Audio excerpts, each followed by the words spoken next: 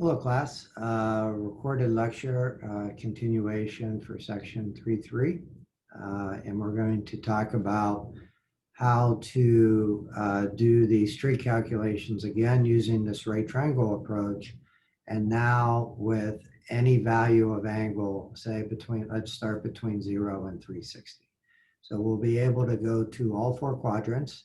And given the angle value now, we should be able to make some of these calculations. And so when we start this process, we do need to introduce a new concept. And this new concept is called a reference angle. And the way the book describes it and the way I think about it gives you the exact same answer, but it's a little bit different. So I'll show you what the book describes, and then I will also show you how I do it. So what their definition of a reference angle is that they talk about this acute angle, and that means it has to be an angle less than 90 degrees. So with regards to the acute angle. And the way that they talk about it is with standard position and terminal side and horizontal axis with regards to that. And so here you see a few examples on how they calculate the reference angle.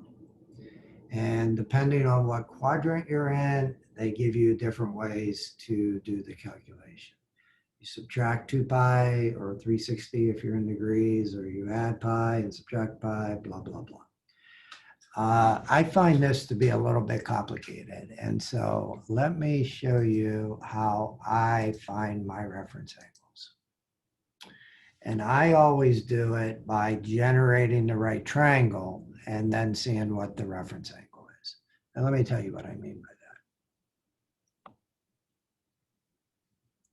So say like we are in quadrant 1. So let me draw a line in quadrant 1. And so now we want to generate that right triangle. And it's always the opposite side. The y value always goes to the x-axis. So in this case, we're just going to bring it down here to the positive x-axis. Here's our right triangle. Here's our angle. So it's going to be between 0 and 90 degrees. So whatever is defined there, that's what you would get. Oops. There we go. So what happens in quadrant 2? Well, quadrant 2, say like you're given this. And say like this number here is, say, 135 degrees, right? So now we go all the way to quadrant 2. How do we generate our right triangle? Well, again, it's always to the x-axis. And so the closest x-axis in this case is going to be the negative x-axis. Here's the angle. And this is our reference angle. That is the reference angle right there. Reference angle. And so how would you calculate the reference angle in quadrant 2?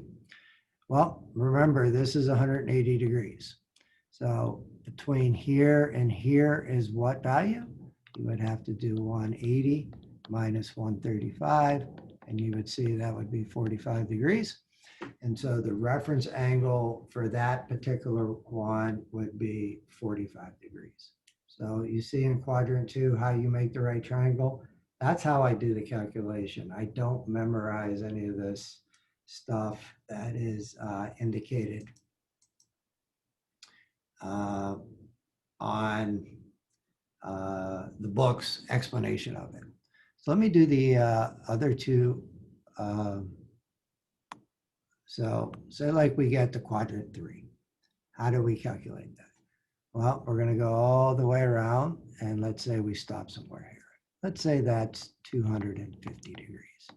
So now we're in quadrant 3. So now we generate this line, say. That's the hypotenuse. Where is the right triangle now? So the right triangle now goes up to the negative x-axis. You see how that works? And so this is our reference angle right here. That is our reference angle. And you can see that it is the difference between 250 and the negative x-axis, which again is 180. And so this reference angle would be 250 minus 180, and that would be 70 degrees. Yeah, that would be 70 degrees. And so the reference angle in quadrant 3 works that way.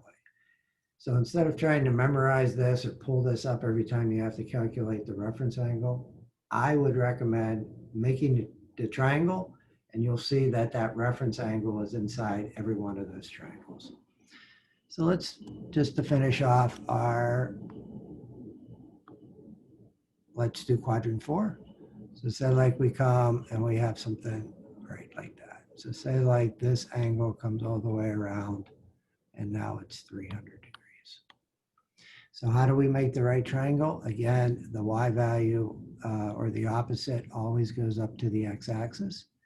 Here's our right angle right here. And so that is the reference angle right in there. So remember, this is 360 degrees when you get all the way around once. So this reference angle would be the difference between 360 and 300. So you would get 60 degrees. So if we were together, I'd say, are there any questions with regard to that? That's how I look at it. Students have found that that's a nice way of looking at it. Take a look at the explanation in the book. I found it a little bit complicated, but same kind of theory, except I like looking at triangles. That's kind of why I started in the triangle section to begin with. And so let's do a couple other examples to get a feel for how to calculate reference angles. So what would be another example? Well, say like we do theta equals 210 degrees. So if you do it that way, remember the negative x-axis is 180. So 210 would come somewhere around here. So you would generate in this third quadrant, right? So the right triangle goes up to the negative x-axis, and here's our reference angle.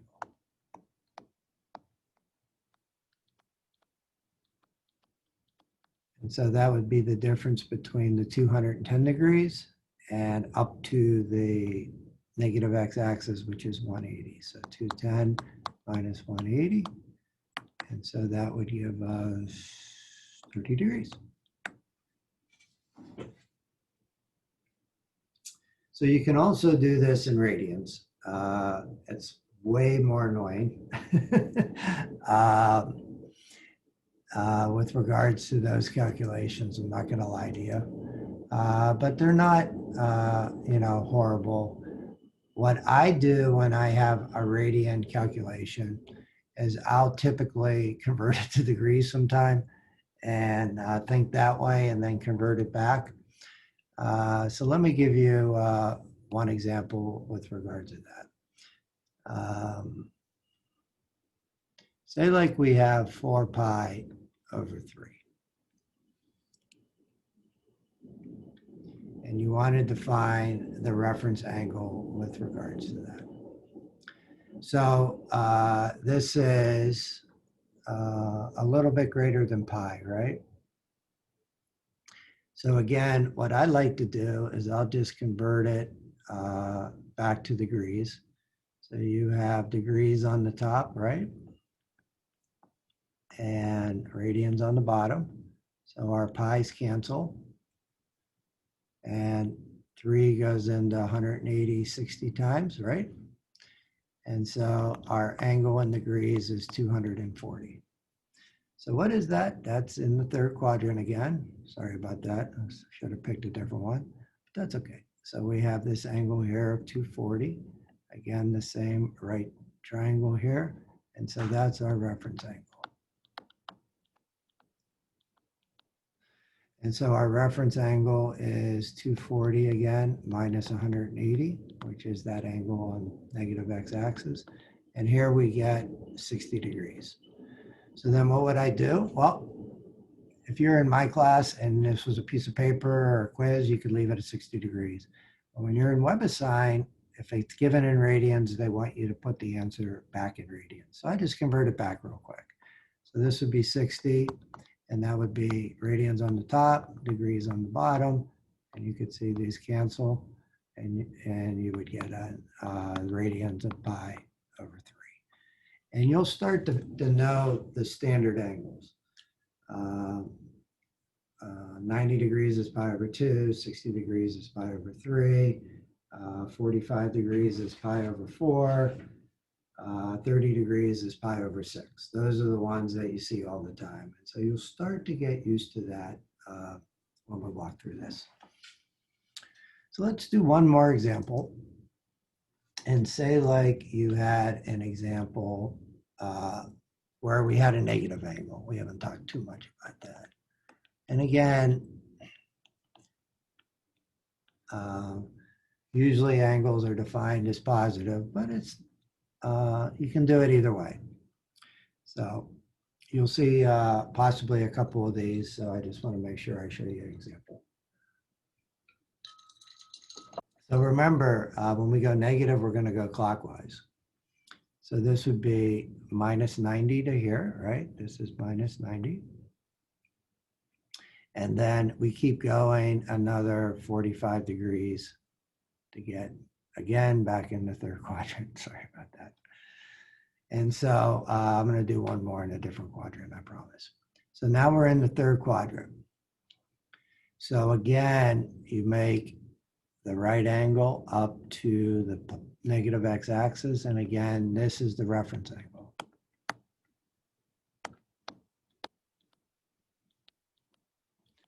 And what makes this a little bit trickier is that you want to make sure that the reference angle is always defined as a positive angle. So this value here is always positive. So when we're going this way, right, this is minus 135. So what we want to do is the minus is already in there for you. So what you could do now is just take that negative angle and add it to 180, and you see you would get 45 degrees. So the reference angle for this is 45 degrees. Another way to do it is to convert the negative angle to a positive angle. What do I mean by that? Well, if you have minus 35 degrees, that is the same angle if we added 360 to it. That would be 225 degrees. So remember,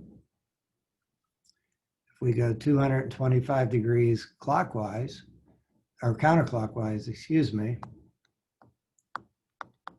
that is the same as going 135 degrees clockwise.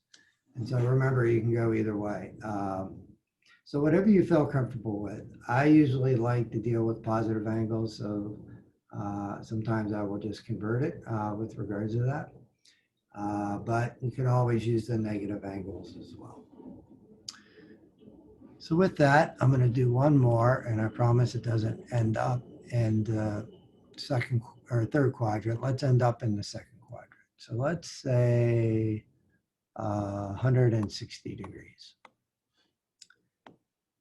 So when we do that, we go 160 degrees, which ends up about there. So here's our hypotenuse. And now the right triangle goes down to the negative x-axis. And so there's our reference angle. And so that one would be 180 minus 160. And you can see it is 20 degrees. So that's how you calculate these reference angles. So in the next part of this lecture that I'll record shortly, we're going to talk about, given these reference angles now, how do you calculate sine, cosine, and tangent? So it would be helpful to get your paper with a little matrix of angles and values of sine, cosine, and tangent. because that's what we're going to be using for